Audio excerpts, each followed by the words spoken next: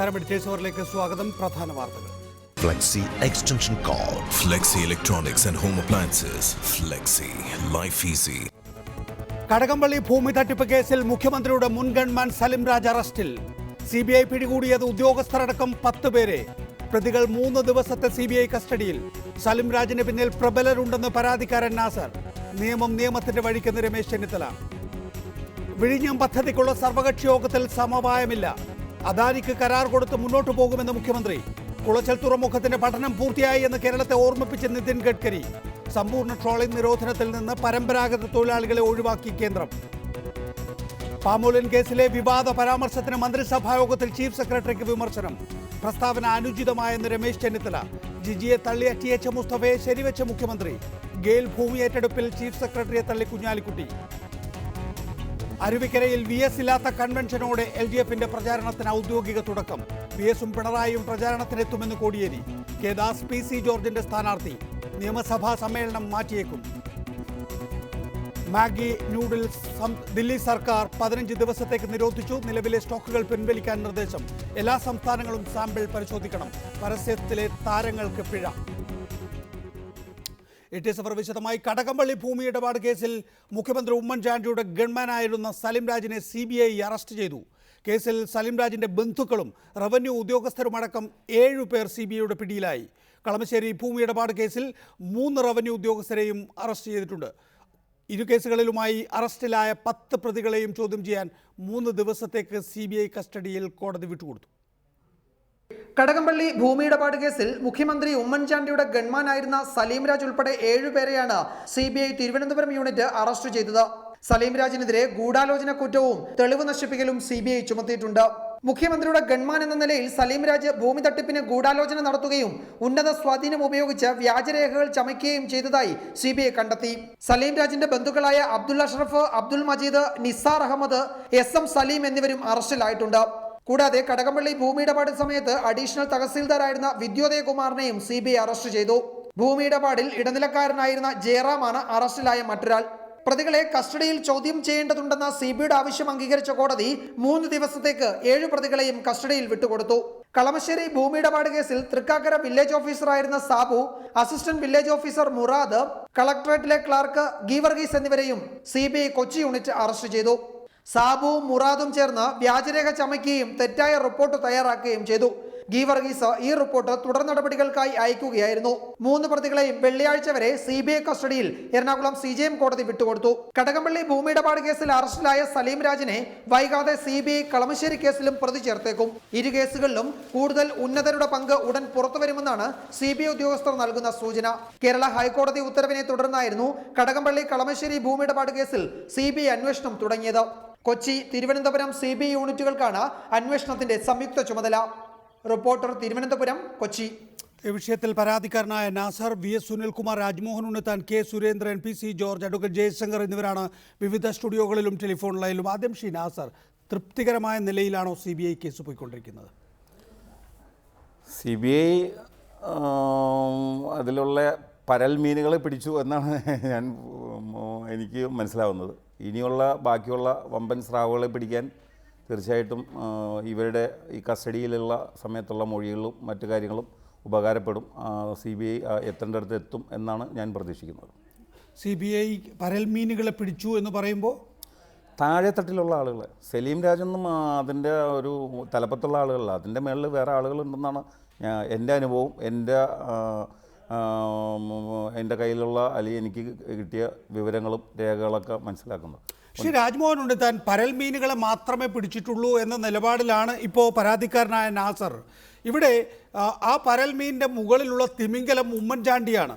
മുഖ്യമന്ത്രിയുടെ ഓഫീസ് ദുരുപയോഗിച്ച് അദ്ദേഹത്തിൻ്റെ ഗൺമാൻ സലിം രാജ് ഭൂമി തട്ടിപ്പ് നടത്തി എന്നുള്ളതാണ് കേസ്. മുഖ്യമന്ത്രിയുടെ ഓഫീസിൽ മാത്രമല്ല, ഔദ്യോഗിക വസതിയിലും സ്വൈരവിഹാരം നടത്താൻ ഈ ഗൺമാൻ എന്ന് പറയുന്ന സലിം രാജിന് കഴിഞ്ഞിരുന്നു. സ്വാഭാവികമായും മുഖ്യമന്ത്രി അറിഞ്ഞാണോ ഈ തട്ടിപ്പ്, മുഖ്യമന്ത്രിക്ക് അതിൽ പങ്കാളിത്തമുണ്ടോ എന്ന് CBIക്ക് അന്വേഷിക്കേണ്ടി വരില്ലേ? അല്ല, ഈ റിപ്പോർട്ടർ ചാനലിൻ്റെ ചർച്ച ഏകപക്ഷീയമാണ് മുന്നോട്ട് പോകുന്നത്. നാസറാണ് ഇതിൻ്റെ ഇരയെന്ന് പറയുന്ന ആൾ. അദ്ദേഹം പറഞ്ഞത് പരൽ മീനുകളെ പിടിച്ചിട്ടുള്ളൂ, അതിനകത്ത് വലിയ വൻപൻ സ്രാവുകളുണ്ടെന്ന് പറഞ്ഞു. അപ്പം നികേഷ് എന്ന് പറയുന്നു ഇതിലെ തിമിംഗലം ഉമ്മൻചാണ്ടിയാണ്. പിന്നെ ഈ ചർച്ചയ്ക്ക് എന്താ പ്രസക്തി? കാരണം പരൽ മീനുകളെ പിടിച്ചു, ഇനി വമ്പൻ സ്രാവുകളുണ്ടെങ്കിൽ ആ സ്രാവുകൾ പിടിക്കപ്പെടണം. അതിനാണല്ലോ CBI അന്വേഷണം. ആ CBI അന്വേഷണം വേണമെന്ന് ആവശ്യപ്പെട്ടത് കേരള ഗവൺമെൻറ്റാണ്. ഇത് CBIക്ക് വിടുന്നതിൽ യാതൊരു അഭിപ്രായ വ്യത്യാസവുമില്ലെന്ന് കോടതിയിൽ സത്യവാങ്മൂലം കൊടുത്തത് കേരള ഗവൺമെൻറ്റാണ്. അപ്പോൾ ഗവൺമെൻറ് ഇക്കാര്യത്തിൽ എന്തെങ്കിലും ഭയമുണ്ടെങ്കിൽ, ഗവൺമെൻറ് ഇക്കാര്യത്തിൽ ആരെങ്കിലും എന്തെങ്കിലും മറയ്ക്കാനുണ്ടെങ്കിൽ ഒരിക്കലും ഈ കേസ് CBI അന്വേഷിക്കണമെന്ന് കോൺഗ്രസ് ഗവൺമെൻറ് ആവശ്യപ്പെടില്ല, UDF ഗവൺമെൻറ് ആവശ്യപ്പെടില്ല. അപ്പോൾ ഉമ്മൻചാണ്ടിയുടെ ഗവൺമെൻറ്റാണ് ഈ കേസ് CBI അന്വേഷിച്ച് സത്യാവസ്ഥ പുറത്ത് കൊണ്ടുവരട്ടെ എന്ന് തീരുമാനിച്ച്, ഇനി നാളെ നാസർ സംശയിക്കുന്ന തിമിംഗലം ആരുമാകട്ടെ, അന്വേഷിക്കുന്നത് കോൺഗ്രസ് ഗവൺമെൻറ് അല്ലല്ലോ, UDF ഗവൺമെൻറ് അല്ലല്ലോ, CBI ആണ്, BJPയുടെ CBI ആണ്. അന്വേഷിച്ച് കേരളത്തിലെ ഏതെങ്കിലും ഉന്നതന് ബന്ധമുണ്ടെങ്കിൽ ആ ബന്ധം പുറത്തു വരുന്നവരെ മാന്യന്മാരെ അപമാനിക്കുകയും അവഹേളിക്കുകയും അപകീർത്തിപ്പെടുത്തുകയും ചെയ്യുന്ന ഈ ഒരു മാധ്യമ സംസ്കാരം ഒരിക്കലും ശരിയല്ല. ആ തിമിംഗലത്തെക്കുറിച്ച് അന്വേഷിക്കാനാണ് CBI വെച്ചിരിക്കുന്നത്. CBI അന്വേഷിക്കട്ടെ. ആരൊക്കെയാണ് ആ തിമിംഗലങ്ങളെന്ന് ശ്രീ രാജ്മോഹൻ ഉണ്ണിത്താൻ ജസ്റ്റിസ് മോഹൻകുമാറിന്റെയും ജസ്റ്റിസ് ഹാറൂനുൽ റഷീദിന്റെയും ബെഞ്ചുകൾ പറഞ്ഞ കാര്യങ്ങൾ പോലും ഞാൻ ഉദ്ധരിക്കാതെയാണ് താങ്കളോട് ചില പരാമർശങ്ങൾ സൂചിപ്പിച്ചത്. അതിന് സ്വാഭാവികമായും താങ്കളുടെ മറുപടി ലഭിക്കുകയും ചെയ്തു. ശ്രീ VS സുനിൽകുമാർ, ഇവിടെ CBI കേസ് നേരത്തെ ശ്രീ രാജ്മോഹൻ ഉണ്ണിത്താൻ ചൂണ്ടിക്കാണിച്ചതുപോലെ നാസർ അടക്കമുള്ളവർ കേരളത്തിലെ ഒരു അന്വേഷണ ഏജൻസിയെയും വിശ്വാസമില്ല എന്ന് കണ്ട് കേരള ഹൈക്കോടതിയിൽ പോയി CBI അന്വേഷണം വേണമെന്ന ആവശ്യം ഉന്നയിക്കുകയും CBI അന്വേഷണം നൽകാം എന്ന് സിംഗിൾ ബെഞ്ച് വിധിക്കുകയും ചെയ്തപ്പോൾ ഹൈക്കോടതിയുടെ ഡിവിഷൻ ബെഞ്ചിലേക്ക് സർക്കാർ അപ്പീൽ പോയില്ല എന്നുള്ളതാണ്. ഈ കേസ് ആരും അന്വേഷിച്ചാലും ഞങ്ങൾക്കൊന്നും ഭയക്കാനില്ല എന്ന് ശ്രീ രാജ്മോഹൻ ഉണ്ണിത്താൻ ചൂണ്ടിക്കാണിക്കുന്നതിൻ്റെ അടിസ്ഥാനം അല്ല.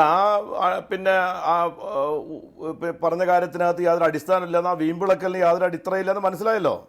ഇവിടെ വളരെ വ്യക്തമായിട്ട് കോടതി ഇപ്പോൾ കണ്ടെത്തിയിരിക്കുന്ന കാര്യം എന്താ? അധികാര ദുർവിനിയോഗം, വ്യാജരേഖ കെട്ടിച്ചമയ്ക്കൽ, ക്രിമിനൽ കോൺസ്പിറസി തുടങ്ങിയ കാര്യങ്ങളാണ്.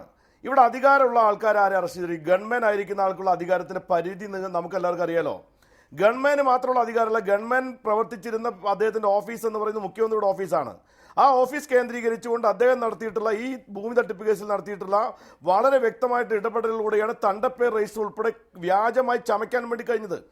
സമാന്തരമായി വില്ലേജ് ഓഫീസ്, സമാന്തരമായി താലൂക്ക് ഓഫീസ്, സമാന്തരമായി കളക്ടറേറ്റ്, ആ രൂപത്തിൽ പ്രവർത്തിക്കണമെങ്കിൽ ഒരു ഗവൺമെൻറ് മാത്രം വിചാരിച്ചാൽ കഴിയുന്ന കാര്യമാണല്ലോ. അതുകൊണ്ടാണ് നേരത്തെ താങ്കൾ തന്നെ സൂചിപ്പിച്ച് ഹാറൂൺ റഷീദ് പറഞ്ഞത്, ഇദ്ദേഹം ഒരു സൂപ്പർ മുഖ്യമന്ത്രിയാണോ? DGPക്ക് പോലും ഇദ്ദേഹത്തെ പേടിയാണോ എന്ന് കോടതി ചോദിക്കണമെങ്കിൽ വെറുതെ ഒരു കോടതി അങ്ങനെ ചോദിക്കുമോ? കോടതി അങ്ങനെ ചോദിക്കാൻ കാരണം അദ്ദേഹം മുഖ്യമന്ത്രിയുടെ ഗവൺമെന്റ് ആയിരുന്നുകൊണ്ട് തന്നെ ആ അധികാരം ദുർവിനിയോഗം ചെയ്തു എന്നുള്ളതാണ്. ആ അധികാരം ദുർവിനിയോഗം ചെയ്യുമ്പോൾ അത് ഉമ്മൻചാണ്ടിയുടെ അറിവോടുകൂടിയാണോ? അതാണ് പരാതിക്കാരന്റെ പ്രശ്നം. പരാതിക്കാരൻ ഉമ്മൻചാണ്ടിയെ കണ്ടപ്പോൾ പരാതിക്കാരൻ ഉമ്മൻചാണ്ടി ഭീഷണിപ്പെടുത്തി. എന്ത് പറഞ്ഞിട്ടാണ് ഭീഷണിപ്പെടുത്തിയത്? അദ്ദേഹം പറഞ്ഞു, ഈ കേസ്, ഈ ഭൂമി ഞങ്ങൾ സർക്കാർ ഏറ്റെടുക്കും, ഇത് സർക്കാർ ഭൂമിയാണ് എന്ന് പറഞ്ഞ് ഭീഷണിപ്പെടുത്തി.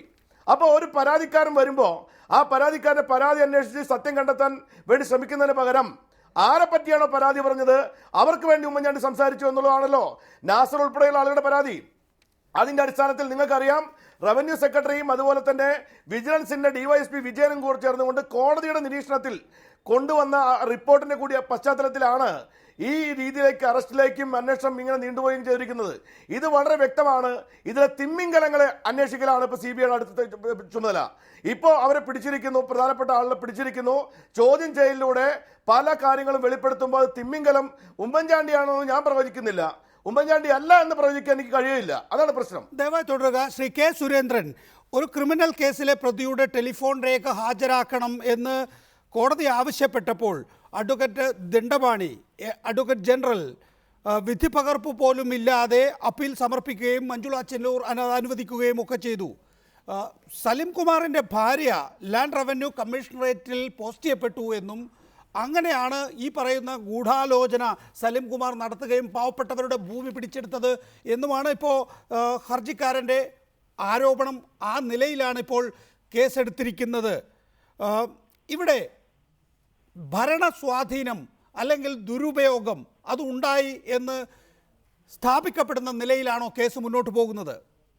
തീർച്ചയായിട്ടും ഈ കളമശ്ശേരി കടകംപള്ളി ഭൂമി തട്ടിപ്പ് കേസ് ആദ്യഘട്ടത്തിൽ CBI വളരെ മന്ദഗതിയിൽ ഇഴഞ്ഞു നീങ്ങിയാണ് അന്വേഷിച്ചത്. പക്ഷെ ഒരു ഘട്ടം കഴിഞ്ഞപ്പോൾ ഗവൺമെന്റ് മാറി വന്നതിന് ശേഷം വളരെ ശരിയായ നിലയിലുള്ള അന്വേഷണമാണ് ഈ കേസിൽ നടക്കുന്നത്. ഈ പരാതിക്കാരൻ നാസറും അതുപോലെ അതിന്റെ മറ്റ് ബന്ധപ്പെട്ട ആൾക്കാരും ഒക്കെ പറയുന്ന കാര്യങ്ങളെല്ലാം വിശദമായിട്ട് CBI പരിശോധിക്കുന്നുണ്ട് എന്നുള്ളതാണ് സത്യം.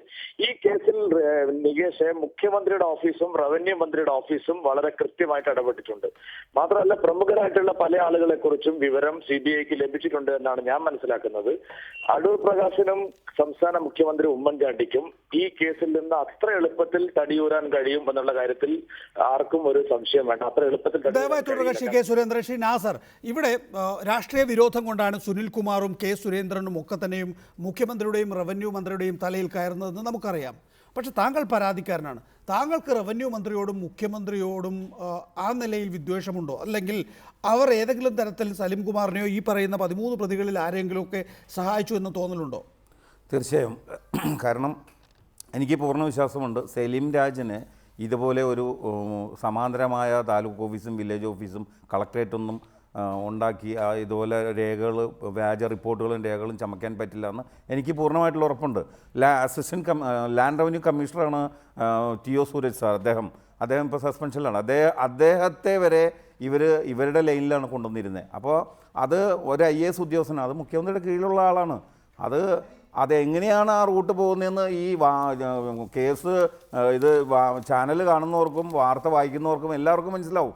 ഇതിൽ ചില ആളുകൾക്ക് മാത്രം മനസ്സിലാവില്ല എന്നുള്ളൂ. കാരണം അവർക്ക് വേറെ പല താല്പര്യങ്ങളും അതിൻ്റെ അകത്തുള്ളതുകൊണ്ട് മനസ്സിലാകാത്തതാണ്. ഞങ്ങൾ കാണുന്നത് അഡ്വക്കേറ്റ് ജനറൽ സലീം രാജിൻ്റെ ഫോൺ രേഖകൾ സീസ് ചെയ്തതിനെതിരെ DGPക്ക് വേണ്ടി കോടതിയിൽ വന്നിട്ട് വാദിച്ചത്, കോടതിയിൽ ഞാൻ ഉണ്ടായിരുന്ന ആളാണ്, വാദിച്ചത് സലീം രാജിൻ്റെ അവകാശങ്ങളെ ഹനിക്കപ്പെടും, അതുകൊണ്ട് ഒരു കാരണവശാലും അത് കൊടുക്കാൻ പാടില്ല എന്നാണ് പറഞ്ഞത്. DGPക്കാണ് വേണ്ടി വന്നെങ്കിലും സലീം രാജിന് വേണ്ടിയാണ് സ്റ്റേ വാങ്ങിയത്. അപ്പോൾ അത് മുതൽ അങ്ങോട്ട് അഡ്വക്കേറ്റ് ജനറലിൻ്റെ ഓഫീസും മറ്റും ഇപ്പോൾ CBI അന്വേഷണം ഏറ്റെടുത്ത മുതൽ അവരെല്ലാം നിരീക്ഷണത്തിലാണ്. മാത്രമല്ല ഇപ്പോൾ ഏറ്റവും ലേറ്റസ്റ്റ് ആയിട്ട് ഇന്നത്തെ ഒരു അനുഭവം ഞാൻ പറയാം.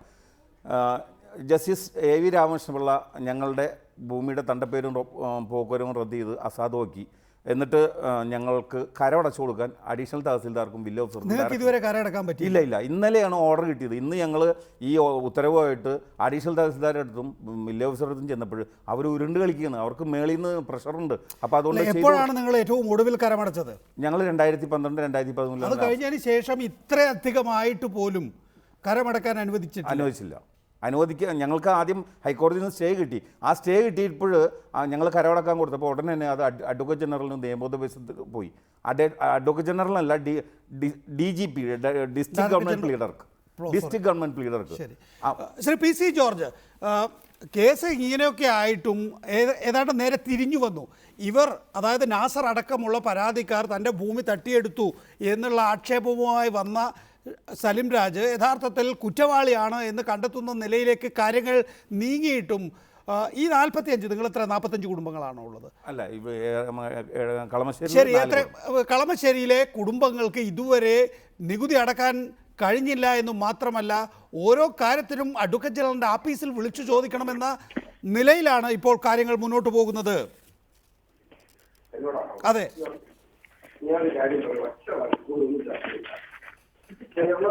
ഇല്ല, ഫോണിൽ വ്യക്തതയില്ല.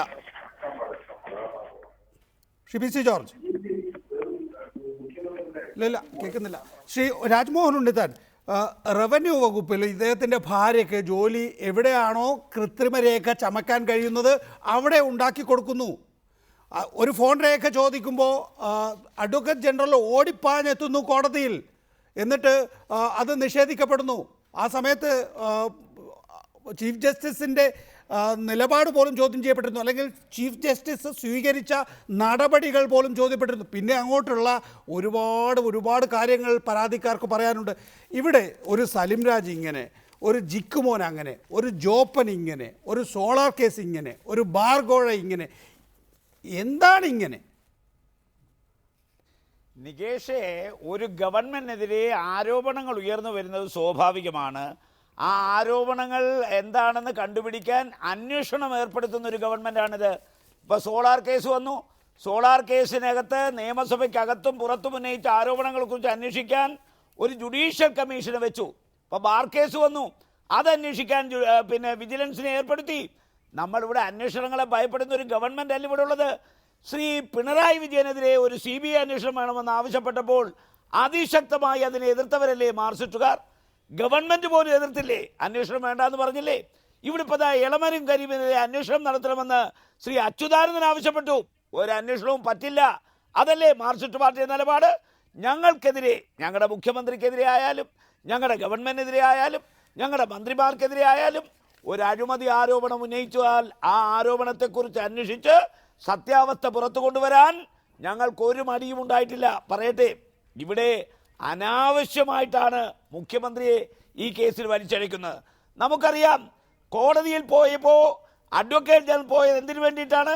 അദ്ദേഹം പോയത് DGPക്ക് വേണ്ടിയിട്ടാണ്, വിജിലൻസ് ഡയറക്ടർക്ക് വേണ്ടിയിട്ടാണ്. കാരണം ഭൂമി സംബന്ധമായ ഒരു തട്ടിപ്പ് കേസിൽ തണ്ടപ്പേർ രജിസ്റ്റർ കണ്ടുപിടിച്ച് അതിലെ കുറ്റങ്ങൾ കണ്ടുപിടിക്കാനാവുമ്പോൾ ടെലിഫോൺ ഡോക്യുമെന്റ് പിടിച്ചെടുക്കേണ്ട ആവശ്യമില്ല. മാത്രമല്ല, ഇതിനെക്കുറിച്ച് അന്വേഷിക്കാൻ ഒരു സ്പെഷ്യൽ ഇൻവെസ്റ്റിഗേഷൻ ടീമിനെ നിയമിച്ച സ്ഥിതിക്ക് കേരളത്തിലെ പോലീസിനും വിജിലൻസിനും ഈ രേഖകൾ പിടിച്ചെടുത്തു കൊടുക്കാനുള്ള യാതൊരു ധാർമ്മികത. ശ്രീ രാജ്മോഹൻ ഉണ്ണിത്താൻ, ഒരുപാട് കാര്യങ്ങൾ ആ നിലയിൽ താങ്കൾക്ക് വലിച്ചു നീട്ടി പറയാനുണ്ടാകും. ഇവിടെ ഹാറൂൺ റഷീദിന്റെ വിധി നമുക്കറിയാം. ഈ കേസ് എവിടെ ചെന്ന് എത്തി നിൽക്കും? ഒരു ഹാറൂൺ റഷീദ് ഇല്ലായിരുന്നുവെങ്കിൽ, ഇപ്പോൾ CBI ഇല്ലായിരുന്നെങ്കിൽ എന്ന് ആ ഘട്ടത്തിൽ പ്രതിപക്ഷം നിയമസഭയിലും പുറത്തും ആവശ്യപ്പെട്ടതാണ്. ഇതാ നിങ്ങളുടെ ഗൺമാൻ സലിം രാജ് ഇന്ന കുറ്റങ്ങൾ ചെയ്തിരിക്കുന്നു, കേസെടുക്കൂ എന്ന്. അതൊന്നും ഗവൺമെൻറ് കേൾക്കാൻ തയ്യാറായിരുന്നില്ല എന്ന് പറഞ്ഞ് ഈ പാവം പരാതിക്കാരാണ് ഹൈക്കോടതിയിൽ ചെന്ന് ഒരു CBI അന്വേഷണം ഒപ്പിച്ചെടുത്തത്. ഇപ്പോൾ എന്തൊക്കെയാണ് ഹാറൂൺ റഷീദ് പിന്നീട് പറഞ്ഞത്? മുഖ്യമന്ത്രിയുടെ ഓഫീസ് മാതൃകാ ഓഫീസായിരിക്കണം. സംസ്ഥാനത്തോട് മുഖ്യമന്ത്രിക്ക് ഉത്തരവാദിത്തമുണ്ട്. DGP ഒരു കോൺസ്റ്റബിളിനെ പേടിക്കുന്നത് എന്തിനാണ്? DGP അദ്ദേഹത്തിന് കിട്ടുന്ന പരാതി എന്തിനാണ് മുഖ്യമന്ത്രിയുടെ ഓഫീസിലേക്ക് എത്തിക്കുന്നത്? എന്നിട്ടും ശ്രീ രാജ്മോഹൻ ഉണ്ണിത്താൻ, താങ്കൾ നീട്ടി പറയുകയാണ് അതിൽ മുഖ്യമന്ത്രിയെ മാത്രം പങ്കാളിയാക്കരുത്. സലിം രാജ്, അല്ലെങ്കിൽ താങ്കളുടെ സഹപ്രവർത്തകർ പറയുന്നു സലിം രാജ് ഒരു ഫ്രോഡാണ്, മുഖ്യമന്ത്രിയെ പങ്കാളിയാക്കരുത് എന്ന്. നേരത്തെ പറഞ്ഞതുപോലെ ഒരാൾ അദ്ദേഹത്തിൻ്റെ ഓഫീസിൽ എന്ത് നടക്കുന്നു എന്ന് അറിയില്ലെങ്കിൽ ആ ഓഫീസിലിരിക്കാൻ ആ ആൾക്ക് യോഗ്യതയുണ്ടോ? സലീം രാജ് ഒരിക്കലും കേരളത്തിലെ പ്രേക്ഷകരെ തെറ്റിദ്ധരിപ്പിക്കരുത്. ഞാൻ ഒരിക്കലും പറഞ്ഞിട്ടില്ല ശ്രീ ഉമ്മൻചാണ്ടിയെ മുഖ്യമന്ത്രിയെ പങ്കാളിയാക്കരുത് എന്ന്.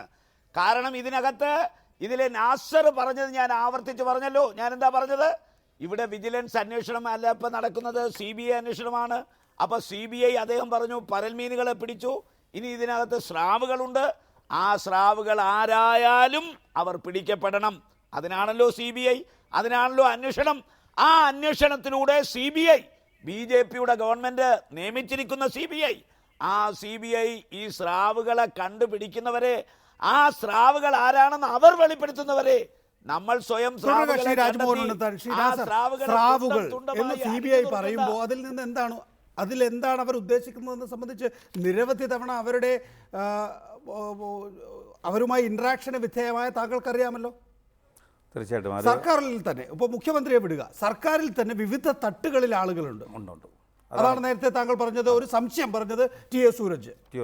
പിന്നെ ഇനി റവന്യൂ മന്ത്രി, അദ്ദേഹത്തിൻ്റെ പ്രൈവറ്റ് സെക്രട്ടറിമാർ, മുഖ്യമന്ത്രി, ഒരുപാട് തലങ്ങളിൽ, അഡ്വക്കേറ്റ് ജനറലിൻ്റെ ഓഫീസ്, അഡീഷണൽ അഡ്വക്കേറ്റ് ജനറലിൻ്റെ ഓഫീസ്, ഒരുപാട് തലങ്ങളിലേക്ക് ഇത് പോകേണ്ടതുണ്ട്. തുടരുക. ശ്രീ PC ജോർജ്, പ്രതികളുടെ കസ്റ്റഡി ആവശ്യപ്പെട്ടുകൊണ്ട് കോടതിയെ CBI ബോധിപ്പിച്ചത് പരൽമീനുകൾ മാത്രമേ ആയിട്ടുള്ളൂ, സ്രാവുകൾ ഉണ്ട് എന്നാണ്. ആരാണ് ഈ സ്രാവുകളെന്ന് ചോദിക്കുമ്പോൾ നാസർ പറയുന്നത് നിരവധി ഉദ്യോഗസ്ഥരുണ്ട്, അതിന് മുകളിലും ആളുകളുണ്ടെന്നാണ്. താങ്കളുടെ നിഗമനം എന്താണ്? ഞാൻ വളരെ വിനയത്തോടുകൂടി നികേഷോട് സ്നേഹത്തോട് പറയുന്നു, ഈ കേസ് നിഷ്പക്ഷമായി അന്വേഷിച്ചാൽ എന്നോട് പ്രിയകരനായ ഗൺമോൻ സലീം രാജ് പറഞ്ഞതനുസരിച്ചാണെങ്കിൽ ഈ കേസിലെ ഒന്നാം പ്രതിയായി നമ്മളെ എല്ലാം അപമാനിച്ചുകൊണ്ട് കേരളത്തിന്റെ മുഖ്യമന്ത്രി ഉമ്മൻചാണ്ടി വരും. ഉമ്മൻചാണ്ടിയോട് നിൽക്കുകയല്ല, ഉമ്മൻചാണ്ടിയുടെ ശ്രീ PC ജോർജ്, താങ്കൾക്കിപ്പോൾ ഉമ്മൻചാണ്ടിയോട് രാഷ്ട്രീയ ശത്രുതയുണ്ട്, അതുകൊണ്ട് ഉമ്മൻചാണ്ടിയെ ഈ കേസിൽ പെടുത്താൻ നോക്കുകയാണ്. ഇവിടെ സലിം രാജ് എന്ന ഒരു ഫ്രോഡ് ഒരു ഭൂമി തട്ടിപ്പ് കേസ് നടത്തുകയാണ്. അതിൽ മുഖ്യമന്ത്രി അറിയോ അറിയാതെയോ, സാധാരണഗതിയിൽ മുഖ്യമന്ത്രിയുടെ സ്വഭാവം താങ്കൾക്കറിയാലോ, തൻ്റെ ചുറ്റും എന്തെങ്കിലുമൊക്കെ കാര്യങ്ങൾ നടക്കുന്നുണ്ടെങ്കിൽ അതൊക്കെ നടന്നുകൊള്ളട്ടെ എന്ന് വിചാരിക്കുക എന്നുള്ളതിനപ്പുറത്തേക്ക് അദ്ദേഹത്തിന് ഗൂഢാലോചനയിൽ മുഖ്യ പങ്കുണ്ടെന്ന് ആരും ആക്ഷേപിക്കില്ല. ഞാൻ പറയും, അതായത് ഗൺമോൻ എന്ന് പറയുന്ന മുഖ്യമന്ത്രിയുടെ ഗൺമാൻ സലീം രാജ് എൻ്റെ വീട്ടിൽ വന്ന് പറഞ്ഞ കാര്യങ്ങളൊക്കെ ഉണ്ട്. ആ കാര്യങ്ങളൊക്കെ എൻ്റെ മനസ്സിലിപ്പോഴും എൻ്റെ മര്യാദ കൊണ്ട് ഞാനിപ്പോൾ വിളിച്ചു പറയുന്നില്ല. അത് മുഴുവൻ ഇന്നിപ്പോൾ CBIയുടെ കസ്റ്റഡിയിൽപ്പെട്ടിരിക്കുന്ന ഗൺമോൻ ഐസ് കെട്ടെ കിടക്കുമ്പോൾ സത്യം മുഴുവൻ തുറന്നു പറയും. ഇല്ലെങ്കിൽ 3 ദിവസം ഉറക്കുകയില്ല വരും. സത്യം തന്നെ പറയേണ്ടി വരും. അങ്ങനെ പറയുമ്പോൾ എന്നെ വിശ്വസിച്ചുള്ളൂ മിസ്റ്റർ നികേഷ്, ഒന്നാം പ്രതിയായിട്ട് ഉമ്മൻചാണ്ടി വരും. 2ഉം 3ഉം പ്രതികളായിട്ട് അദ്ദേഹത്തിന്റെ ഏറ്റവും അടുത്ത ബന്ധുക്കൾ വരും. പേര് ഞാൻ പറയുന്നില്ല. അതോടൊപ്പം നമ്മുടെ ആ അഡ്വക്കേറ്റ് ജനറൽ ഉണ്ടല്ലോ, അങ്ങേരെയും പ്രതിയാക്കേണ്ടി വരും. അങ്ങേരാണ് ഇതിനകത്ത് ഏറ്റവും വലിയ കള്ളൻ. ഈ രാജ്യത്ത് ഏത് നിയമം ഉണ്ടെങ്കിലും ദുർവ്യാഖ്യാനം നടത്തിക്കൊണ്ട് എല്ലാ കൊള്ളയ്ക്കും കൂട്ടു നിൽക്കുന്നവനാണ്. ഹൈക്കോടതിയുടെ വിധി ഉണ്ടായിട്ട് പോലും ടാക്സ് മേടിച്ച് കടം മേടിച്ച് വസ്തു കൊടുക്കാത്ത ആ കശ്മലൻ, ഞാൻ ആ വാക്ക് ഉപയോഗിക്കുക, കേരളത്തിന് അപമാനമല്ലേ അഡ്വക്കേറ്റ് ജനറൽ? അയാളൊക്കെ വെച്ചോണ്ടിരിക്കുന്ന മര്യാദയാണ്. അയാളും ഈ കേസിൽ പ്രതിയാകും. തീർന്നില്ല. കേരളത്തിന്റെ ബഹുമാനപ്പെട്ട റവന്യൂ മന്ത്രി മാന്യമായി സത്യം പറഞ്ഞ മുഖ്യമന്ത്രി നിർബന്ധത്തിന് വഴങ്ങി ഞാൻ ചെയ്തു പോയതാണ് എന്ന് മാപ്പ് സാക്ഷിയാക്കാൻ തയ്യാറുണ്ടെങ്കിൽ നമ്മുടെ റവന്യൂ മന്ത്രി പ്രതിയാകില്ല, മാപ്പ് സാക്ഷിയാകും. അതല്ല, ഞാനൊന്നും അറിഞ്ഞില്ലേ ദേവനാരായണ എന്ന് പറഞ്ഞാൽ അങ്ങേര് ഐസുകട്ടയ്ക്ക് പുറത്ത് കടന്ന് പ്രതിയാകുന്നത് കാണേണ്ട ഗതികേട്. തുടരുക. ശ്രീ സുനിൽകുമാർ, ഒരുപക്ഷെ ശ്രീ PC ജോർജ് അല്പം കടുപ്പിച്ചു പറയുകയായിരിക്കും. എങ്കിൽ പോലും ഈ കേസിന് വ്യത്യസ്തമായ മാനങ്ങളില്ലേ? നാം ഇതുവരെ കണ്ടിട്ടില്ലാത്ത വിധത്തിലുള്ള ഒരു കേസ് നോക്കുക. കുറേയധികം ഏക്കർ, അതും കോടിക്കണക്കിന് രൂപ വില വരുന്ന, കോടിക്കണക്കിന് എന്ന് പറയുമ്പോൾ 450 കോടി രൂപ വില വരുന്ന 2ഇടത്തെ ഭൂമി ഒരേ മാതൃകയിൽ റവന്യൂ രേഖകൾ ചമച്ച് തട്ടിപ്പ് നടത്തുക എന്നൊക്കെ പറയുമ്പോൾ അതിലിപ്പോൾ ഇവിടെ നാസർ പറയുന്നത് പോലെ ഒരു സലിം രാജ് എന്ന കോൺസ്റ്റബിളിന്, അല്ലെങ്കിൽ അദ്ദേഹത്തിൻ്റെ ഭാര്യ ഇനി റവന്യൂ ഉദ്യോഗസ്ഥയാണ് എന്ന് തന്നെ ഇരിക്കട്ടെ, അവർക്ക് ഇതൊരു 10 സെൻറ്റ് വളച്ചെടുക്കുകയോ അല്ലെങ്കിൽ ഒരു അതിർത്തി മാറ്റിക്കെട്ടുകയോ ചെയ്യുന്ന കാര്യമല്ല. 2ഇടത്തെ നിരവധി കുടുംബങ്ങൾ താമസിക്കുന്ന ഭൂമി വളച്ചു കെട്ടി 450 കോടി രൂപ സ്വന്തമാക്കാൻ ഒരാൾ കുറേ ആളുകളെ ചേർത്ത് ശ്രമിക്കുന്നതാണ്. ആ മാനങ്ങളിലേക്ക് CBI പോവുകയാണ് എങ്കിൽ അതിൻ്റെ പ്രത്യാഘാതം എന്തായിരിക്കും? ഇത് വളരെ ഗുരുതരമായ പ്രത്യാഘാതം ഉണ്ടാക്കാൻ പോകുന്നതാണ്. ഈ നികേഷ, ഇത് ഇവിടെ മാത്രമല്ല, തമിഴ്നാട്ടിൽ ഇതിന് സമാനമായ നിലയിൽ 100 കണക്കിന് ഏക്കർ ഭൂമി തട്ടിയെടുത്ത കേസ് ഉണ്ടായിട്ടുണ്ട്. കേരളത്തിൽ അത് ഉണ്ടായിട്ടില്ല. പക്ഷെ കേരളത്തിൽ കൊണ്ടുവന്നത്, അത് ഇൻട്രൊഡ്യൂസ് ചെയ്തത് സലിം രാജാണ്.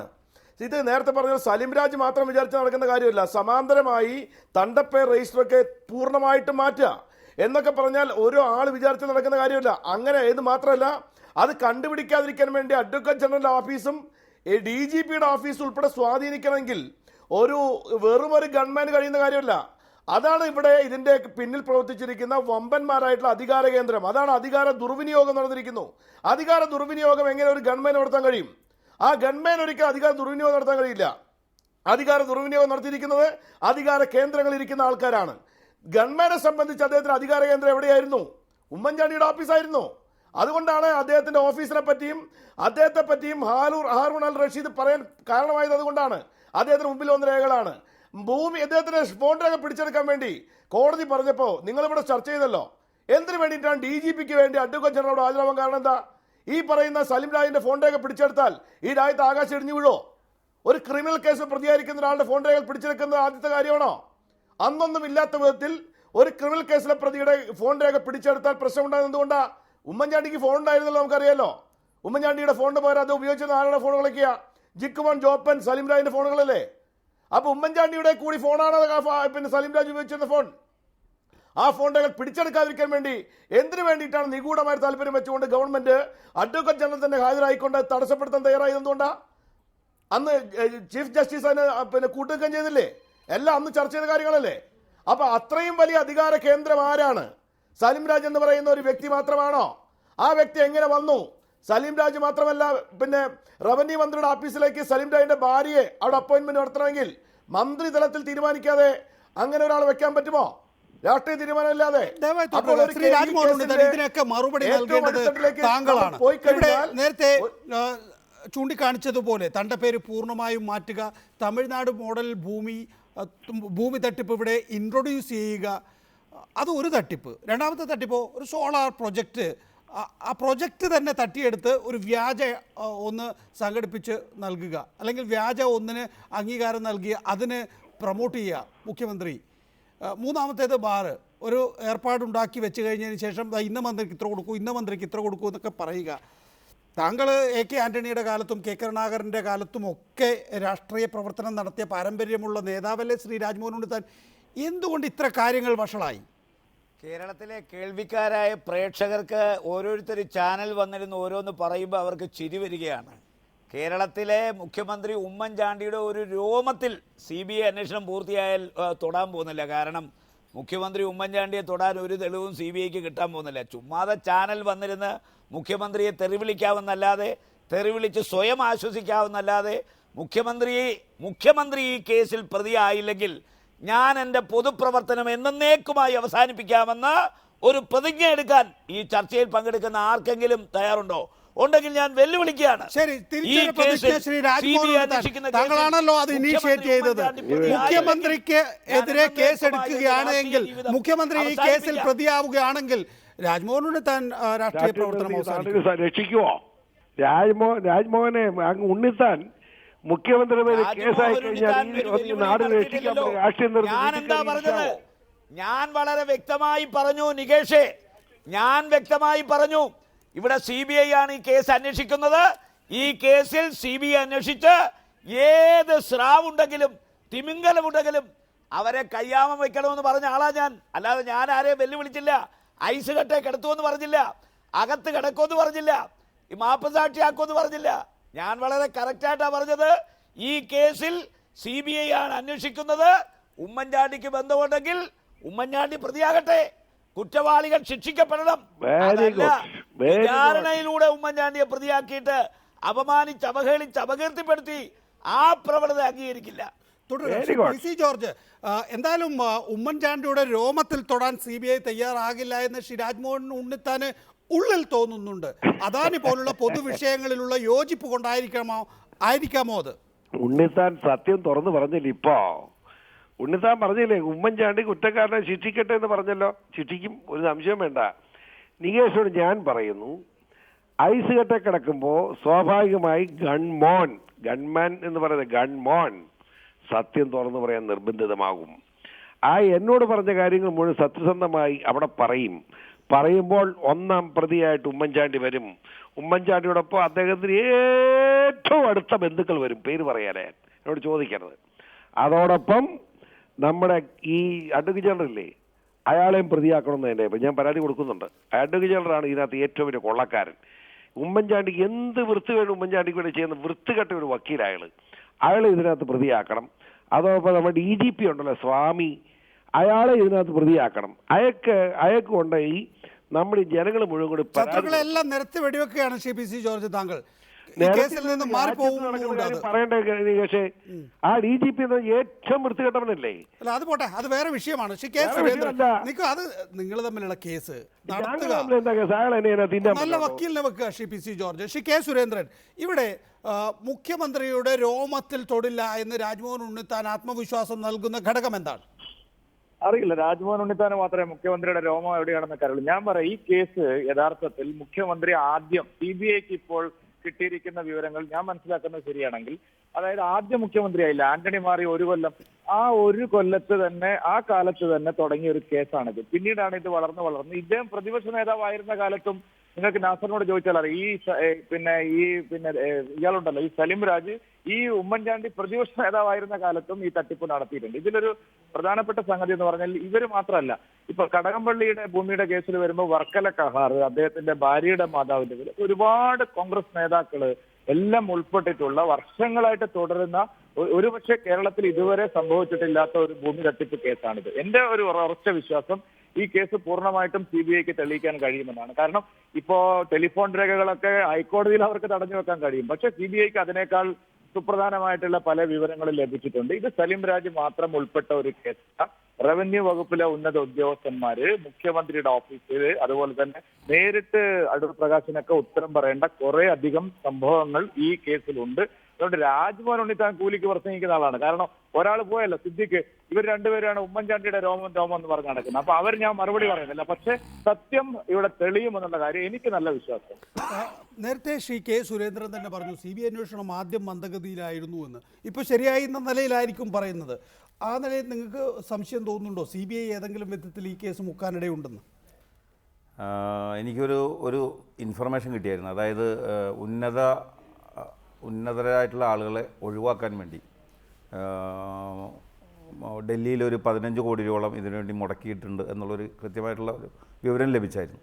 അപ്പോൾ അതിൻ്റെ അടിസ്ഥാനത്തിൽ നമ്മളിങ്ങനെ അലർട്ടായിട്ട് നിൽക്കുകയാണ്. അത് അങ്ങനെ വരികയാണെങ്കിൽ അതിനെ ചോദ്യം ചെയ്യാനും അതിന് മുമ്പോട്ട് പോകാൻ തയ്യാറായിട്ട് നിൽക്കുകയാണ്. ആ ഒരു ഇൻഫർമേഷൻ മാത്രമാണ് അതിൻ്റെ അകത്ത് ഉണ്ടായിരുന്നത്. അപ്പോൾ ഇനിയിപ്പോൾ ബാക്കിയുള്ള ദിവസങ്ങളിൽ വരുന്ന ബാക്കിയുള്ള പ്രതികളുടെ വരുമ്പോഴത്തേക്കും നമുക്കത് ശരിയാണോ ഇല്ലേ എന്നുള്ളത് അത് അറിയാൻ പറ്റുമെന്നുള്ളതാണ് എൻ്റെ ഒരു പ്രതീക്ഷ. ഹറൂനുൽ റഷീദിന്റെ വിധിയിൽ എല്ലാ ഏജൻസികളും CBI അന്വേഷണത്തോട് സഹകരിക്കണമെന്ന് പ്രത്യേകിച്ച് എടുത്തു പറയുന്നുണ്ട്.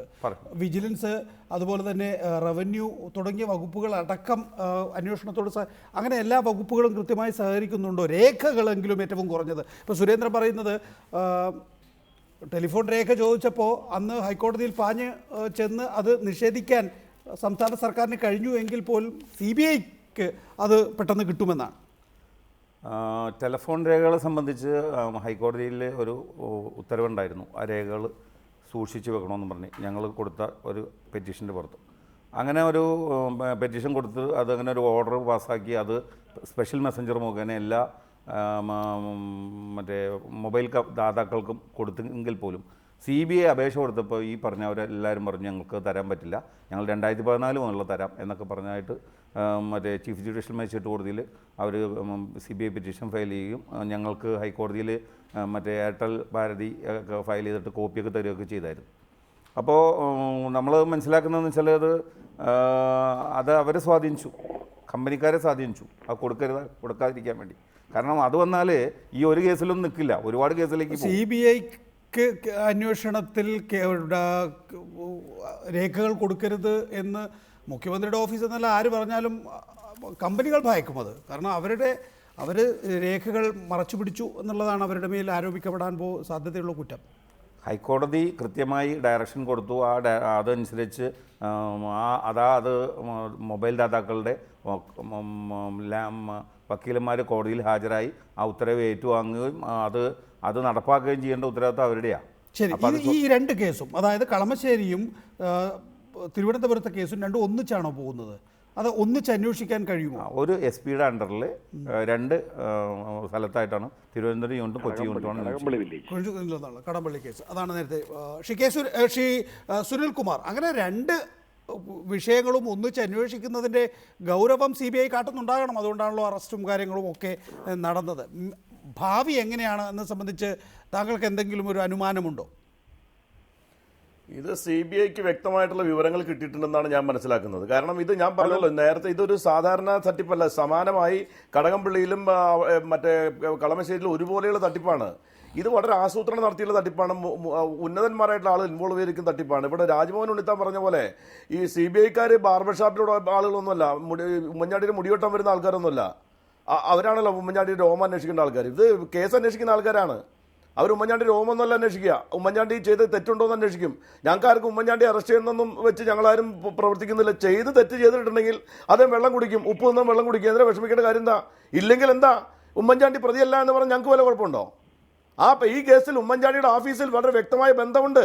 ഉമ്മൻചാണ്ടിയുടെ ഓഫീസ് ഇത്തരം തട്ടിപ്പുകളുടെ കേന്ദ്രമായി പ്രവർത്തിച്ചു. സോളാർ തട്ടിപ്പാണെങ്കിൽ ഈ തട്ടിപ്പാണെങ്കിലും അതിലെല്ലാം ഈ പറഞ്ഞ ആളുകൾക്ക് ബന്ധമുണ്ടായിരുന്നു. ആർക്കാ നിഷേധിക്കാൻ പറ്റുക? അപ്പോൾ ഏതെങ്കിലും ഒരു സമയത്ത് പിന്നെ പിടിക്കപ്പെടും എന്നതിന് തെളിവാണ് ഗവൺമെൻ ഇപ്പോൾ അറസ്റ്റ് ചെയ്യപ്പെട്ടിരിക്കുന്നത്. ഇത് അറസ്റ്റ് ചെയ്യുന്നതിൻ്റെ തുടർച്ച എന്ന നിലയിൽ അന്വേഷണം വ്യാപകമായി വന്നു കഴിഞ്ഞാൽ പലരിലേക്കും എത്തുമ്പോൾ അത് ഉമ്മൻചാണ്ടിയിലേക്ക് എത്താതിരിക്കാൻ വേണ്ടി നിങ്ങൾ പ്രാർത്ഥിച്ചോളൂ. അത്രേ ഞാൻ പറയുന്നുള്ളൂ. ശ്രീ രാജ്മോഹൻ ഉണ്ണിത്താൻ, താങ്കളാണ് ഇതിന് പലതിനും മറുപടി പറയേണ്ടത്. ഇപ്പോൾ നാസർ നേരത്തെ തന്നെ പറഞ്ഞിട്ടുള്ളതാണ്, അല്ലെങ്കിൽ CBIക്ക് മൊഴി കൊടുത്തിട്ടുള്ളത് പോലുമാണ്. ആദ്യം മുഖ്യമന്ത്രിയെ ചെന്ന് കണ്ടപ്പോൾ സിമ്പതറ്റിക്കായി സംസാരിച്ചു. രണ്ടാമത് പോയപ്പോൾ ഒരുപക്ഷെ സലിം രാജിൻ്റെ ഫീഡിംഗ് ഉണ്ടായിട്ടുണ്ടാകുമായിരിക്കും, ആക്രോശിച്ച് സംസാരിച്ചു. നിങ്ങളുടെ ഭൂമി സർക്കാർ ഏറ്റെടുത്ത് കളയും എന്ന് ഭീഷണിപ്പെടുത്തി. ഇപ്പോൾ നേരത്തെ ശ്രീ സുനിൽകുമാർ പറഞ്ഞ വിഷയത്തിലേക്ക് തന്നെ വരികയാണ്. ഇപ്പോൾ ബാർ വിജിലൻസ് അന്വേഷിക്കുന്നു, ജുഡീഷ്യൽ അന്വേഷണമാണ് സോളാറിൻ്റെ കാര്യത്തിൽ. ഇതാ കളമശ്ശേരി തട്ടിപ്പ് കേസിൽ, കടകംപള്ളി തട്ടിപ്പ് കേസിൽ ഇപ്പോൾ CBI അന്വേഷണം. എല്ലാ അന്വേഷണങ്ങളും ഈ മുഖ്യമന്ത്രിയുടെ ചുറ്റിലുമാണ്. അതുകൊണ്ടാണ് ഞാൻ താങ്കളോട് മറുപടി പറയാൻ ആവശ്യപ്പെടുന്നത്. ഞാൻ നികേഷ് ഈ ചർച്ചയ്ക്ക് വിളിച്ചപ്പോഴേ ഞാൻ ചർച്ചയ്ക്ക് വരുത്തില്ലെന്ന് പറഞ്ഞാണ്. കാര്യം ഈ സുരേന്ദ്രനെ പോലുള്ള തറ പാർട്ടികൾ ഈ ചർച്ചയിൽ വന്നിരുന്നാൽ അതെന്തെങ്കിലും പറഞ്ഞാൽ അത് നിയന്ത്രിക്കാൻ നിങ്ങളെ കൊണ്ടാവണം. അല്ലെങ്കിൽ ചാനൽ ചർച്ചയിൽ വന്നിരുന്ന ആളാവാൻ വേണ്ടി ഇത്തരം ആളുകളുടെ ജൽപ്പനങ്ങൾ അത് വളരെ അസഹ്യമാണ്. കാരണം കേരളത്തിലെ ജനങ്ങൾ ഇത് എത്രയോ കാലമായി കേട്ടുകൊണ്ടിരിക്കുകയാണ്. ഇയാൾ ഒരു ആരോപണ വ്യവസായിയാണ്. ഇയാൾ യാതൊരു മുതൽ മുടക്കുമില്ലാത്ത വ്യവസായിയാണ്. കാരണം മാന്യമായി വന്നിരുന്ന് ആക്ഷേപിച്ച് അപമാനിച്ച് അവഹേളിച്ച് ആത്മനിവൃത്തി അടയുന്ന ഒരു രാഷ്ട്രീയക്കാരനാണ് അയാൾ. അയാളെപ്പോൾ ആളുകളെ ചർച്ചയ്ക്ക് വിളിക്കുമ്പോൾ ഞാൻ എൻ്റെ പാർട്ടിയുടെ അഭിപ്രായം പറയാനാണ് വരുന്നത്, എൻ്റെ ഗവൺമെന്റ് അഭിപ്രായം പറയാനാണ് വരുന്നത്. അല്ല, സുരേന്ദ്രനെ താങ്ങാനല്ല രാജ്മോഹൻ ഉണ്ണിത്താൻ ഈ ചർച്ചയിൽ വന്നിരിക്കുന്നത്. അപ്പോൾ എൻ്റെ പാർട്ടിയുടെ അഭിപ്രായം പറയുമ്പോൾ അല്ലെങ്കിൽ എൻ്റെ ഗവൺമെന്റ് അഭിപ്രായം പറയുമ്പോൾ എന്നെ അപമാനിക്കുന്ന ഒരു സമീപനമാണെങ്കിൽ പിന്നെ നികേഷ് മേല ചർച്ചയ്ക്ക് വിളിച്ചാൽ ഞാൻ വരില്ല. മാന്യമായി സംസാരിക്കാൻ ഇത്തരം ആളുകളോട് പറഞ്ഞു മനസ്സിലാക്കണം. കാര്യം ഇത് കേട്ടോണ്ടിരിക്കുന്ന സുരേന്ദ്രന്റെ കാറ്റഗറിയിൽപ്പെട്ട ആളുകൾ അല്ലെന്നുള്ള ഒരു അവബോധമെങ്കിലും സുരേന്ദ്രൻ ആവശ്യമാണ്. ഇവിടെ ഞാൻ പറഞ്ഞല്ലോ, ഇവിടെ സോളാർ കേസ് വന്നു. എത്ര രാത്രി ഇയാൾ വന്നിരുന്ന് ഞങ്ങളുടെ ഗവൺമെന്റിനെ ആക്ഷേപിച്ചു, മുഖ്യമന്ത്രി ആക്ഷേപിച്ചു, ബാർ വന്നു, ഇയാൾ എന്തെല്ലാം കൊട്ടിഘോഷിച്ചു. ഇവിടെ ഞങ്ങൾ അന്വേഷണം നടത്തുന്നുണ്ട്. അന്വേഷണത്തിന്റെ ഫലം എന്താണോ അത് രണ്ടും കൈ കിട്ടി സ്വീകരിക്കാൻ ഞങ്ങൾ തയ്യാറാണ്. അല്ലാതെ അന്വേഷണം ഭയപ്പെടുന്ന ഒരു ഗവൺമെന്റ് അല്ല ഇവിടെ ഭരിക്കുന്നത്. അതാണ്, അന്വേഷണം ഭയക്കുന്നതല്ല. മുഖ്യമന്ത്രിക്കെതിരെ അങ്ങനെ ഒരു മൊഴിയിൽ താങ്കൾ ഉറച്ചു നിൽക്കുന്നുണ്ടോ? അതായത് മുഖ്യമന്ത്രിയെ ഭീഷണിപ്പെടുത്തി എന്നത്. അതെ, എന്നെ ഭീഷണിപ്പെടുത്തിയതാണല്ലോ. പിന്നെ ഉറച്ചു നിൽക്കാതെ നിവൃത്തിയില്ലല്ലോ. എന്താണ് CBIക്ക് ആ മൊഴി കൊടുത്തിട്ടുണ്ട്? CBI അതിന്മേൽ എന്താണ് നടപടി സ്വീകരിച്ചത്? അവർ അന്വേഷിച്ച് നടപടി സ്വീകരിക്കും. ഇക്കാര്യത്തിൽ മുഖ്യമന്ത്രിയെ ചോദ്യം ചെയ്യേണ്ടി വരുമോ? തീർച്ചയായിട്ടും വരും. മൊഴിയുള്ളതല്ലേ, ചോദ്യം ചെയ്യാതിരിക്കാൻ പറ്റില്ലല്ലോ. സംഭവിച്ച കാര്യമാണല്ലോ. അതിൻ്റെ അകത്ത് കള്ളം പറയേണ്ട കാര്യങ്ങളൊന്നുമില്ല. അതിനകത്ത് എനിക്ക് മുഖ്യമന്ത്രിയോട് ദേഷ്യമോ, ഞാനൊരു കോൺഗ്രസ്സുകാരനായിരുന്നു, മുഖ്യമന്ത്രിയെ വലിയ ഇഷ്ടമുള്ള ആളായിരുന്നു. പക്ഷേ സ്വന്തം അനുഭവം ഒന്ന് ഞങ്ങളുടെ കടപ്പാടം നഷ്ടപ്പെടുമെന്ന് കണ്ടപ്പോൾ ഞങ്ങളോട് ഈ സമീപനം സ്വീകരിച്ച് ഞങ്ങൾക്ക് വളരെ ദുഃഖമുണ്ട്. അദ്ദേഹം ചെയ്തത് ഞങ്ങൾ എല്ലാ സ്ഥലത്തും ചാനലിലായാലും മൊഴിയിലായാലും കൃത്യമായിട്ട് പറഞ്ഞിട്ടുണ്ട്. അതിനകത്ത് കളവും മറ്റു കാര്യങ്ങളൊന്നുമില്ല. ആദ്യം അദ്ദേഹം സംയമനത്തോടെയും പിന്നീട് നിങ്ങളെ ഭീഷണിപ്പെടുത്തിയും സംസാരിക്കാനുള്ള കാരണം? അദ്ദേഹം എൻ്റെ അടുത്ത് പറഞ്ഞത് പ്രതിപക്ഷ നേതാവ് ആവശ്യപ്പെടുന്നു, ഈ ഭൂമി കണ്ടുകെട്ടണമെന്ന് ആവശ്യപ്പെടുന്നു, അതുകൊണ്ട് കണ്ടുകെട്ടുകയാണ് എന്നാണ് എൻ്റെ അടുത്ത് പറഞ്ഞത്. അപ്പം ഞാനും ഇത്രയും എനിക്ക് ദേഷ്യം വന്നു. കാരണം വെച്ചാൽ ഒരു മുഖ്യമന്ത്രിയുടെ അടുത്ത് ഒരു നിവൃത്തിയില്ലാണ്ട് നമ്മൾ മുഖ്യമന്ത്രിയുടെ അടുത്ത് ചെല്ലുന്നത്. അപ്പോൾ അതിനൊരു പരിഹാരം കിട്ടാതെ നമ്മളെ അവരുടെ കൂടെ നിന്ന് ഭൂമി തട്ടിപ്പുകാരുടെ കൂടെ നിന്ന് നമ്മുടെ ഭൂമി കൂടി പിടിച്ചെടുക്കാൻ നോക്കുമ്പോൾ പിന്നെ നമുക്കൊരു ദേഷ്യം വരുമല്ലോ. ഞാൻ ചോദിച്ചു ഈ മറ്റേ പുതുപ്പള്ളിയിലുള്ള, അപ്പം അങ്ങനെ ഒരു പരാതിയുടെ പുറത്ത് ഇങ്ങനെ ഒരു നടപടി സ്വീകരിക്കാൻ പറ്റും, ഭൂമി ഇങ്ങനെ സർക്കാരിലേക്ക് ഏറ്റെടുക്കാൻ പറ്റുമെന്ന്? തീർച്ചയായും പറ്റുമെന്ന് പറഞ്ഞു. അപ്പോൾ ഞാൻ പറഞ്ഞു, അങ്ങയുടെ പുതുപ്പള്ളിയുള്ള ഭൂമിയെക്കുറിച്ച് ഞാനൊരു പരാതി തരാം, അതും സർക്കാരിന് ഇങ്ങനെ ഏറ്റെടുക്കാൻ പറ്റുമെന്ന് ഞാൻ എൻ്റെ വിഷമം കൊണ്ട് ഞാൻ ചോദിച്ചു മുഖ്യമന്ത്രിയോട്. തീർച്ചയായും. അതെവിടെ വെച്ചായിരുന്നു? അത് മുഖ്യമന്ത്രിയുടെ ഓഫീസിൻ്റെ ഉള്ളിൽ വെച്ചിട്ട്. PC ജോർജ്, ഇന്നലെയാണ് ചീഫ് സെക്രട്ടറി ജിജി തോംസൺ പറഞ്ഞത് പാമോലിൻ കേസ് അങ്ങനെ ആയിരുന്നില്ല നടക്കേണ്ടിയിരുന്നത്, സംസ്ഥാന സർക്കാർ കെ കരുണാകരൻ ഗവൺമെൻറ് ചെയ്തത് തെറ്റായിരുന്നു എന്ന്. അതിൻ്റെ പുകില് വിട്ടുമാറുന്നതിന് മുമ്പ് പുതിയൊരു വിവാദം കൂടി. അരുവിക്കര ഉപതെരഞ്ഞെടുപ്പിനെ ഇത് ബാധിക്കാനിടയുണ്ടോ?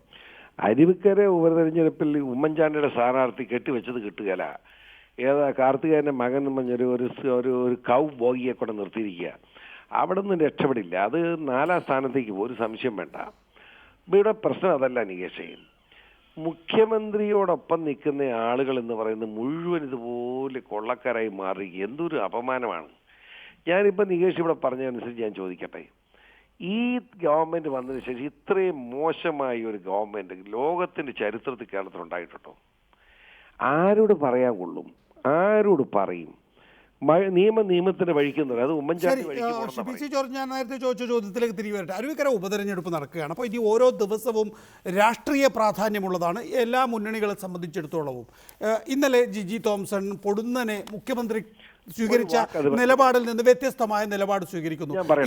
ഇന്നിപ്പോ സലിം രാജിന്റെ വിഷയം ഉയർന്നു വരുന്നു. ഇനിയിപ്പോൾ നിയമസഭ കൂടാൻ പോവുകയാണ്. അപ്പോൾ ബാർ അതിലേക്ക് വീണ്ടും അലക്കപ്പെടും. അപ്പോൾ ഓരോ ദിവസവും ഈ നിയമസഭ മാറ്റിവെക്കാനുള്ള ഗൂഢശ്രമം ഉമ്മൻചാണ്ടി നടത്തിക്കൊണ്ടിരിക്കുകയാണ്. നിയമസഭ 8-ാം തീയതി നടക്കാൻ പോകുന്നില്ല, എഴുതിയിട്ടോ. 2, ഈ ചീഫ് സെക്രട്ടറി ഉണ്ട് അടിച്ച് നാട്ടിൽ നിന്ന് ഓടിക്കണ്ടേ. അങ്ങനെ പറ്റി ഇന്ന് മുസ്തഫ പറഞ്ഞെന്താ? കള്ളനും കൊള്ളക്കാരനും ആയ ചീഫ് സെക്രട്ടറി. ഇന്ന് മുഖ്യമന്ത്രിയോട് ചീഫ് സെക്രട്ടറിയുടെ അഭിപ്രായം ചോദിച്ചപ്പോൾ മുഖ്യമന്ത്രി പറഞ്ഞെന്താ? അത് മുസ്തഫ പറഞ്ഞ അഭിപ്രായം എൻ്റെ ഒന്ന്, അത് കള്ളനും കൊള്ളക്കാരനുമാണ്. എന്നിട്ട് ആൾ ചീഫ് സെക്രട്ടറി ഇരിക്കുക. മാനാഭിമാനം വേണ്ടേ? ഞങ്ങൾക്ക് മാനാഭിമാനം ചീഫ് സെക്രട്ടറി അങ്ങനെ രാജിവെച്ച് പോകാനേ? ഒന്ന് ആലോചിച്ച്, ഇന്ന് മുസ്തഫ പറഞ്ഞ കള്ളനും കൊള്ളക്കാരനുമാണ് നീ ചീഫ് സെക്രട്ടറി. അങ്ങനെ മുഖ്യമന്ത്രി ചോദിക്കുകയാണ്. അത് പുതിയ താങ്കളുടെ വിലയിരുത്തൽ ശരിയാണ്. ശ്രീ ഉണ്ണിത്താൻ, അതിനും താങ്കൾ മറുപടി പറയണമെന്ന് ഞാൻ ആഗ്രഹിക്കുകയാണ്. നിയമസഭ 8-ന് നടക്കില്ല എന്നാണ് PC ജോർജ് ആദ്യം പറയുന്നത്. രണ്ടാമത് അദ്ദേഹം പറയുന്നത് കള്ളനും കൊള്ളക്കാരനുമല്ല, കള്ളനും വഞ്ചകനുമാണ് ചീഫ് സെക്രട്ടറി എന്നാണ്. ഇന്ന് മുഖ്യമന്ത്രിയോട് അതിനോട് ഈ വിഷയത്തിൽ പാമ്പുളിയം കേസിൽ ചീഫ് സെക്രട്ടറിയുടെ പുതിയ നിലപാടിനെ കുറിച്ചുള്ള പ്രതികരണം ചോദിച്ചപ്പോൾ പറഞ്ഞത് അത് TH മുസ്തഫ പറഞ്ഞല്ലോ എന്ന്. അതായത് സ്വന്തം ചീഫ് സെക്രട്ടറി കള്ളനും വഞ്ചകനുമാണെന്നാണ് മുഖ്യമന്ത്രി പറയുന്നത്. അല്ല, അത് മാത്രമല്ല TH മുസ്തഫ പറഞ്ഞത്, മറ്റു പല കാര്യങ്ങളും പറഞ്ഞിട്ടുണ്ട്. മാത്രമല്ല ചീഫ് സെക്രട്ടറിയെ പോലെ വിവരമുള്ള ആൾ വിവരക്കേട് പറയുമ്പോൾ ആ വിവരക്കേടിനെ ഒരിക്കലും അംഗീകരിക്കാനും ന്യായീകരിക്കാനും ആവില്ല. അതുകൊണ്ടാണെന്ന് ക്യാബിനറ്റ് അതിശക്തമായി ചീഫ് സെക്രട്ടറിക്കെതിരെ ആ യോഗത്തിൽ സംസാരിച്ച ശ്രീ രമേശ് ചെന്നിത്തല അടക്കമുള്ള ആളുകൾ ക്യാബിനറ്റിൽ ചീഫ് സെക്രട്ടറിക്കെതിരെ സംസാരിക്കാനുള്ള കാരണം അദ്ദേഹം ഇരിക്കുന്ന പദവിക്ക് യോജിക്കാത്ത, അല്ലെങ്കിൽ പദവിയിൽ ഇരുന്നു കൊണ്ട് ഒരിക്കലും പറയാൻ പാടില്ലാത്ത കാര്യങ്ങൾ. അതാ ഞാൻ പറഞ്ഞത്, വിവരമുള്ള ആളുകൾ വിവരക്കേട് പറയുമ്പോൾ ആ വിവരക്കേടിനെ ഒരിക്കലും അംഗീകരിക്കാൻ പറ്റില്ല. മുസ്തഫ പറഞ്ഞ 1-2 കാര്യങ്ങൾ മാറ്റി നിർത്തിയാൽ മുസ്തഫ ഈ പാമോൽ ഇടപാടിനെ കുറിച്ചും അതിൽ ജിജി തോംസിന്റെ പങ്കിനെ കുറിച്ചും വ്യക്തമാക്കിയ കാര്യങ്ങളോടാണ് മുഖ്യമന്ത്രി മുസ്തഫ പറഞ്ഞു ശരിയാണെന്ന് പറഞ്ഞു. അല്ലാതെ ഇപ്പൊ മുഖ്യമന്ത്രിയെ അല്ലെങ്കിൽ ജിജി തോംസനെ വ്യക്തിപരമായി ആക്ഷേപിക്കുന്ന കാര്യങ്ങളാണ് ശരിയാണെന്ന് പറയുന്നത് ഓരോരുത്തരുടെ വ്യാഖ്യാനമാണ്. അതിന് നമുക്ക് അവരെ കുറ്റപ്പെടുത്താനാവില്ല.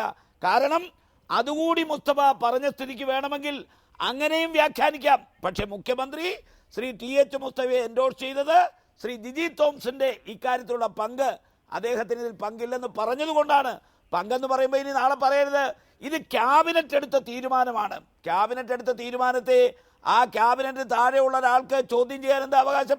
ക്യാബിനറ്റിനകത്തുള്ള ആരെങ്കിലും ഡിസൈഡിംഗ് നോട്ട് കൊടുത്താൽ മനസ്സിലാക്കാം. ജിജി തോംസൺ ആരാ? കേരളത്തിൽ തെരഞ്ഞെടുക്കപ്പെട്ട ഒരു ഗവൺമെന്റ് ക്യാബിനറ്റ് എടുക്കുന്ന തീരുമാനം, ആ തീരുമാനം ശരിയല്ലെന്ന് പറയാൻ ഇയാൾക്ക് എന്താ അവകാശം ഈ ജിജി തോംസന്? ആ അർത്ഥത്തിലാണ് ശ്രീ TH മുസ്തഫയുടെ വാദഗതികളെ മുഖ്യമന്ത്രി ന്യായീകരിച്ചതും അംഗീകരിച്ചതും ശരിയാണെന്ന് പറഞ്ഞതും. അതെ, ശ്രീ രാജ്മോഹൻ ഉണ്ണിത്താൻ, ആ ചോദ്യത്തിൻ്റെ ആദ്യ പാർട്ടിന് താങ്കൾ മറുപടി പറഞ്ഞില്ല. അതായത് ഇങ്ങനെയാണ് ഇവിടെ ഭരണം.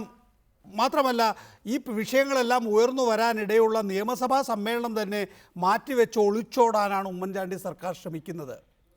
മാത്രമല്ല അരുവിക്കര ഉപതെരഞ്ഞെടുപ്പിൽ സ്വാഭാവികമായും ഈ വിഷയങ്ങളെല്ലാം ഉയർന്നു വരുമ്പോൾ വോട്ടർമാർ ആർക്ക് വോട്ട് ചെയ്യുമെന്നുള്ളത് നമുക്ക് 30-ാം തീയതിക്ക് വിടാം. വോട്ടർമാർ എന്ത് ചിന്തിക്കും? അല്ല, കേരളത്തിലെ വോട്ടർമാർ പ്രബുദ്ധന്മാരാണ്.